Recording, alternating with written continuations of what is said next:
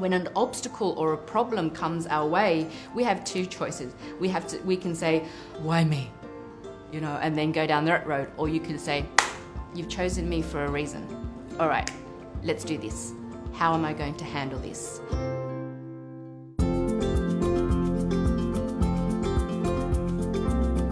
My name is Pauline Nguyen.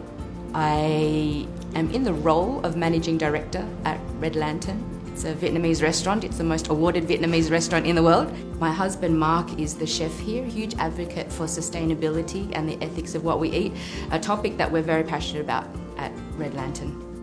One of my teachers taught me that in business there are always three roles. There is the artist, the manager, and the entrepreneur. And so most people start their businesses as the artist, right? So you have the chef or the seamstress or the baker. They're good at something. They have their artistry. And so they start the business and then they find that they have to, my God, now I've got to manage. And now I've got to wear all these hats. So try to discover who you are. Are you the artist? Are you the manager? Or are you the entrepreneur? One must find their strengths, and inevitably the business will grow. When Mark, Luke and myself were stuck in the restaurant, that was 15 years ago, we were working 80, 90-hour weeks. We were working so much, I was so stressed and overworked that I developed alopecia, a condition where the hair falls out due to stress. That is not a good situation to be in. I think everyone's goal is to live, is to not just exist. Everyone's goal should be to feel alive.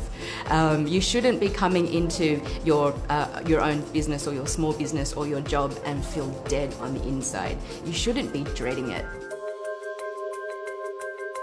While I can manage the restaurant with my eyes closed, I don't enjoy it. I will employ people who love it and do a much better job than I can. And so I can go away and work on my strengths. I can't recommend enough to log on to Gallup Strengths Finder, and you answer some questions and they'll give you your top 5 strengths. The more we can understand ourselves, the more we can understand others, right? I don't believe in work-life balance.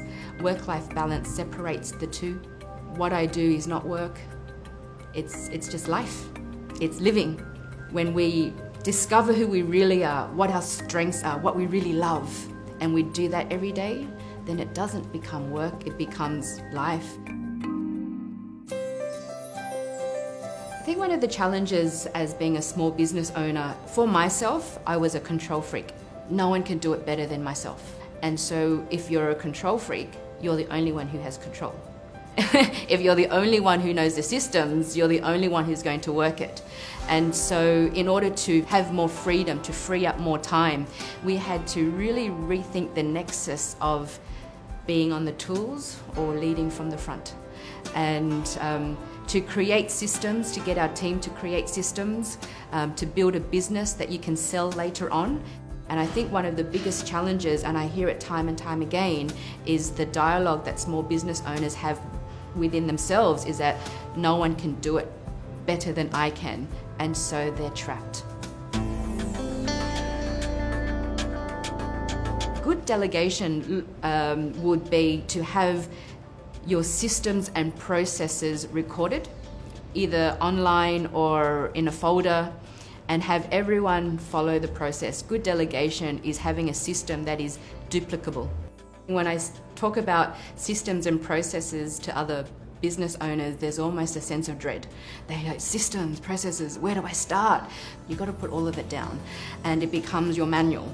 And so what we did was we got all our team members to say, Bob, from the moment you walk in the door to the moment you leave, write down everything that you do.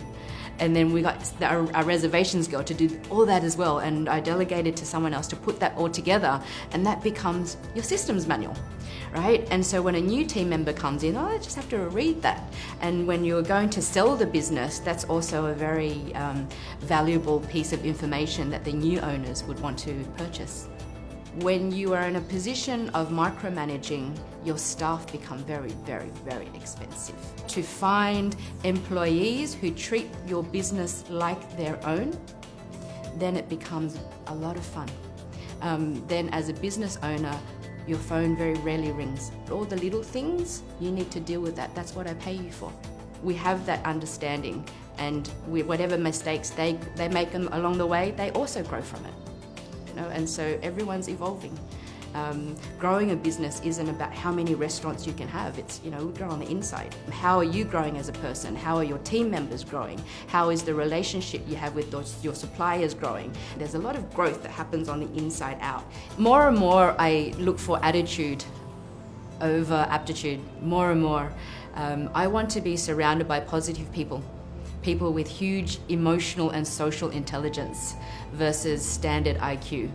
The ones who are not afraid to unlearn what they already know are very valuable, because they already have the foundation, but then they're also flexible to follow your culture, your company culture. And what is culture? Culture is, this is the way we do things around here. When someone has that growth attitude, all the other skills they can learn later on, they're coachable. And they're a pleasure to be with. Two very important things. If you're coachable and a pleasure to be with, then we can create magic together.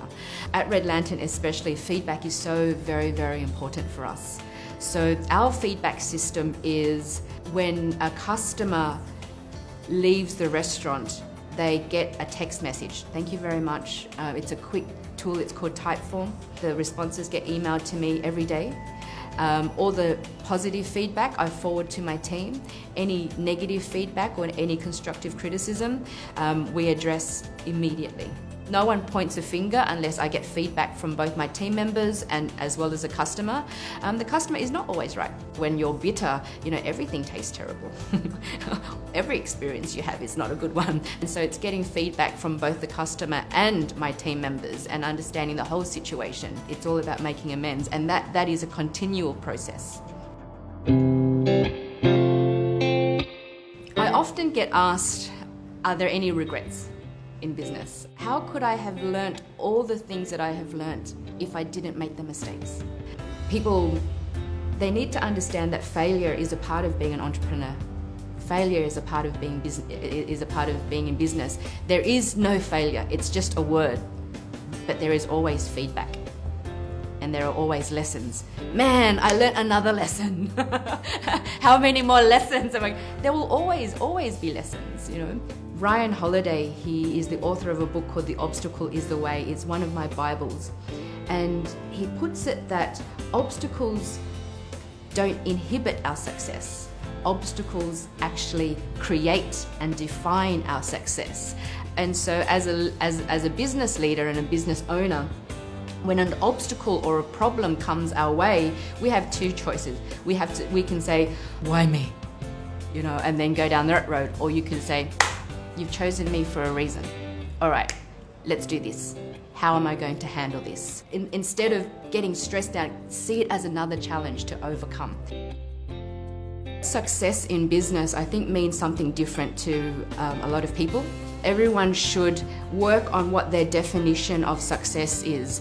For myself, success is having inner peace, having the ability to experience joy on a daily basis. Success for me now is being able to employ team members who are much smarter than myself, who can do a much better job at what they do than I can. I am quite particular with the word motivation versus inspiration. You can be motivated to sit on a couch, eat pizza, get fat, watch television. That is, you have a motivation for that. But inspiration and transformation is very different again. And to be inspired by people, by readings, by poetry, by other people's experiences, by stories, those are the things that makes us step to the next level.